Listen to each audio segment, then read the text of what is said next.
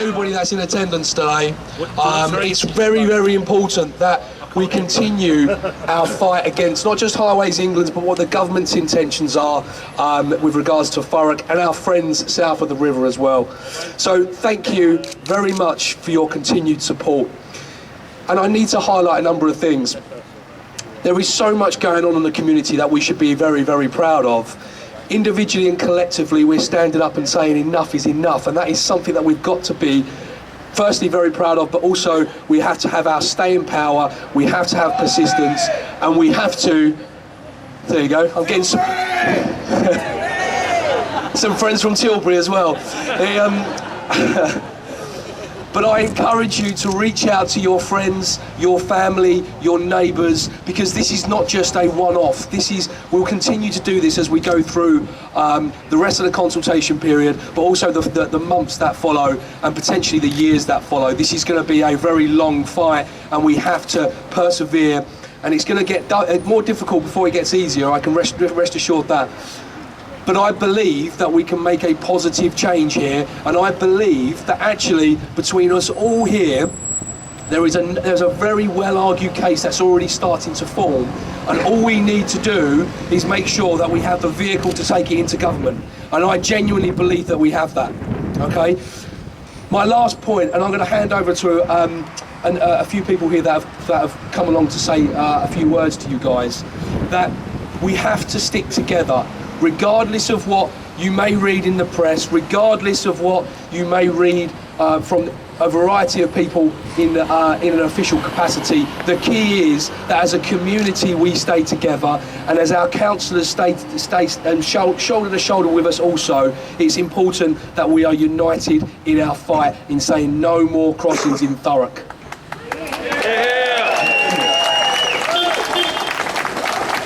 What I'd like to do first of all is hand over to Ian Wake, who, for anybody that was at the Tilbury Cruise Terminal, actually delivered an incredibly powerful statement with regards to the pollution and some of the health warnings that, or the health impacts that could happen if this road was to go ahead. So please take note of what he's saying, and I actually believe this is going to be our strongest argument in competing with Highways England here. So I'm going to hand over to Ian, and I'm going to try and figure out how this mic will work. So please bear with me. I'm Wake. I'm the Director of Public Health. I work for the Council. My job at the Council is to provide independent clinical advice to people like Councillor Kent and to the other officers and to the NHS to protect and to ensure that you remain as healthy as possible. I've been asked to talk about some of the impacts and some of the facts around this crossing. I'm sure you're all aware of this document here. So I thought, I need to be fair, I'd start with they produced a very helpful fact sheet about the impacts of air quality. I'll read you just one paragraph of it because it's quite extraordinary. It says, air quality. For those who are living immediately next to the proposed route, there will be limited impact on air quality, but it is predicted to be well within EU limits. I say baloney. Let me just give you some figures in terms of the supposed EU limits. Air quality in Tilbury at the moment is so bad that the council has had to declare what's called an air quality management area to try and improve it. In 2012 and in 2013, it broke maximum EU legal limits for nitrogen dioxide. Why is this important? Well, we know that air quality from, or poor air quality from exhaust fumes, air pollution caused from car and HGV exhausts, specifically nitrogen dioxide and particulate matter, is terribly dangerous to our health. We know that it makes existing lung conditions worse, things like asthma and COPD. We know that it increases hospital admissions for those conditions, and we know that it kills people earlier. And we've got a problem with this in Thurrock. Our death rates in Thurrock due to air pollution are the worst in the entire region, the entirety of the east of England. 73 people die every year in Thurrock as a direct result of air pollution, and there are 821 years of life lost every year as a result of air pollution in Thurrock. And finally, we know that Tilbury, where this crossing is proposed to actually end up, has some of the highest levels of premature mortality, the highest death rates within our entire borough, from the very conditions that are impacted by poor air quality. It has the highest death rates for coronary heart disease, almost twice the national average. It has the highest prevalence of lung disease, asthma and COPD in Thurrock. And this is really shocking. I actually was crunching numbers this morning. If you have asthma or COPD in Tilbury, you are 25% more likely to end up at hospital in a year compared to if you have asthma and COPD and live elsewhere in the borough. So to sum up, we have an area in Tilbury that has illegal, terrible air quality. It's so illegal and so terrible that we have sky-high death rates from hospital emissions and from poor air quality. And no one, particularly not Transport England, will ever convince me that putting a 4-lane motorway through Tilbury will have a limited impact on air quality. This is not a consultation of facts. This is a misrepresentation of facts. Friends, as a consultation, this is useless. The only use I can think for this document, and I will do this when I get home, is as a lining for my cat litter tray. Because hopefully she will do to Highways England what we must never allow Highways England to do to us here in Thurrock. Thank you. I'm going to get Stephen Metcalfe to say a few words for us in a second, and also I'm going to ask John Kent to say a few words. But I do want to say and pass on my thanks to all of the councillors and our council for standing shoulder to shoulder with us on this. And it's important as well to highlight that regardless of their political allegiance, everybody is standing shoulder to shoulder here. And that's coming from somebody that is politically neutral, contrary to popular belief. I just want everybody to maintain that they are going to stand shoulder to shoulder with their neighbours and friends and family, because it's only united and together that we're going to do this, and we're going to push this out of our borough. So on that note, I'm going to hand over to Stephen Metcalfe if he's kind enough to say a few words to us today. It's slightly sprung on me because I got caught in traffic, so as I walked up I found I was speaking. I suppose the key message from me is that I remain in principle opposed to all crossings, new crossings in Thurrock. We know we have a problem with the existing crossing. It causes absolute chaos. Every time, it strikes me, a sparrow coughs and something goes wrong there, and we all pay the price for that through traffic congestion and, as we've just heard, some extremely poor air quality. And what concerns me about the proposals that we are looking at the moment is that they will actually do nothing, in my opinion, to address that key issue of the problem with the existing crossing and the poor air quality. So what have we got to do? Well, we have to stand, as we've heard, stand united and stand shoulder to shoulder to fight these proposals, and that will be my role with you. To promote that there needs to be an alternative to what's currently proposed. But I can't guarantee that I can win that battle, and it would be stupid of me to stand here and promise you something that I can't do and that we can't guarantee to achieve. So, what I've said, and I've said it consistently, is we need a two-pronged approach. On one hand, we need to oppose what's being done to us at the moment. We need to do that based on facts, based on evidence, based on the fact that we don't think that it will tackle the problems, that it won't do anything to address air quality. But on the other side, we need to engage in the process and need to make sure that we put in our submissions, that we tell people why it is we don't think that those plans will work. Now, I've been working with George, behind the scenes over the last few weeks, exchanging information, asking questions in Parliament, and I will be continuing to do that this week. I've got a meeting again with the Minister where I will be explaining to him the views of the residents that I represent. My main concern is that what's being proposed won't do anything to address the challenges. Highways England have said that option C will take away 14% of the traffic away from the existing crossing. That's, they say, 1 in 8, 1 in 7 cars.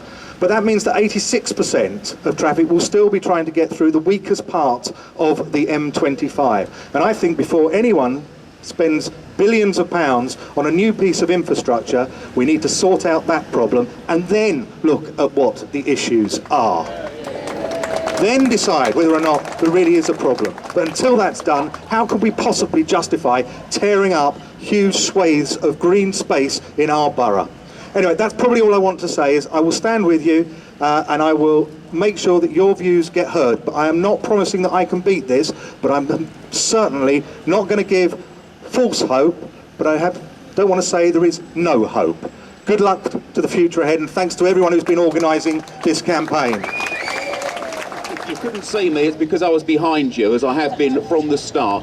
You said 4 things earlier that I want to pick up on, and the first you said is that people that are here, people that have been engaged in this campaign should be proud. I agree with that. George, you've got a lot to be proud of, as has everybody who's organised this event today, as everybody who's turned up here today, and I think you should all just give yourself a round of applause for coming out today.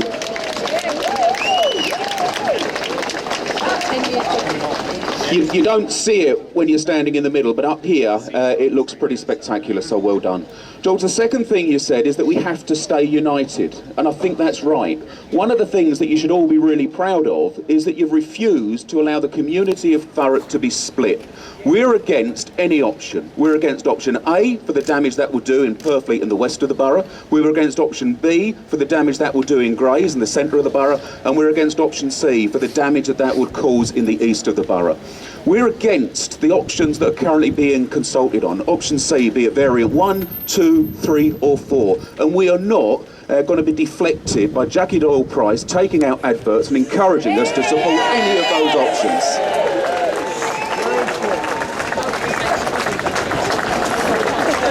The third thing you said, George, is that we've got to be in this for the long haul, and that's right. What we've got at the moment is what's known as a preliminary consultation.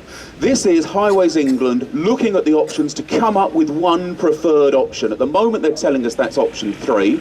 There are many of us who believe that that's nothing more than a smokescreen and that option 4 is in fact the preferred option all along. When the Secretary of State makes his decision, which will be sometime in this autumn, there will be another consultation on that preferred option, and we've got to be every bit as vocal, every bit as organised, every bit as passionate then as we have been up until now. And George, the fourth thing you said is that you believe that we can make a difference, and I believe that we can make a difference as well. I sort of agree with Stephen. I'm not going to stand here and promise that we can win. That would be wrong. That would be misleading. I was in a meeting on Friday of something called the South East Local Enterprise Partnership. That's a body that covers Essex, Sussex and Kent, a room full of council leaders and businesses. Highways England came to give a presentation to them, and you won't be surprised to know that for once the majority of people in that room were saying that they wanted this crossing. It's unusual to be in a room like this. So the view of Highways England was quite interesting. It was different to the view that we normally get. Businesses were saying, you know, why don't you just get on and do it? The case has been made, hasn't it? And Highways England's response were, no, we don't think the case has been made yet. We've got a lot more we need to do. To quote the guy called Mike Brown, he said, this is not a slam dunk. We don't think that the case has yet been made. And George, another thing you said was that at the end of the day, this is going to come down not to just the Department for Transport, this is going to come down to the Treasury. The Treasury have to sign off a cheque for £6 billion to build this crossing. We have to make that strong case that says this is not a good use of £6 billion. As Stephen says, the day this crossing opens, if it opens, it takes 14% of the traffic away from Dartford. Is that worth £6 billion? No! I don't think it is. It improves the journey times at Dartford by 3 minutes. Do you think that's worth £6 billion? No! It creates nationally something in the region of 5,000 jobs. That's over £1 million a job. Do we think that's good value for money? No, we don't. So I do think that there is a strong case to make. And I've just got to say this, others might have thrown in the towel. I'm not going to throw in the towel. The council's not going to throw in the towel. George, I know you, and nobody else here is either.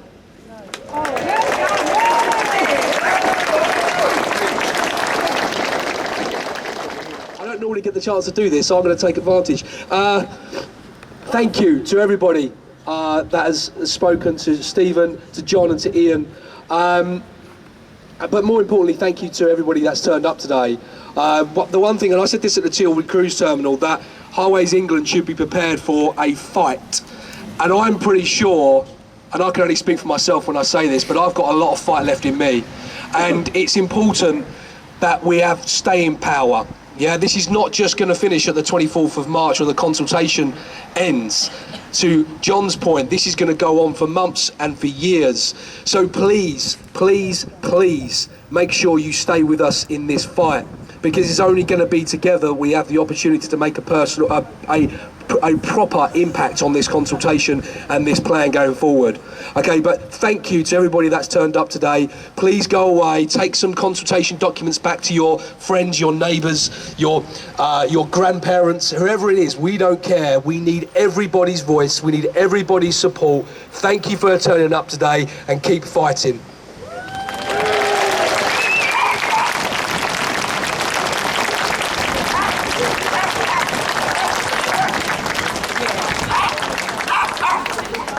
Yeah, not bad, you?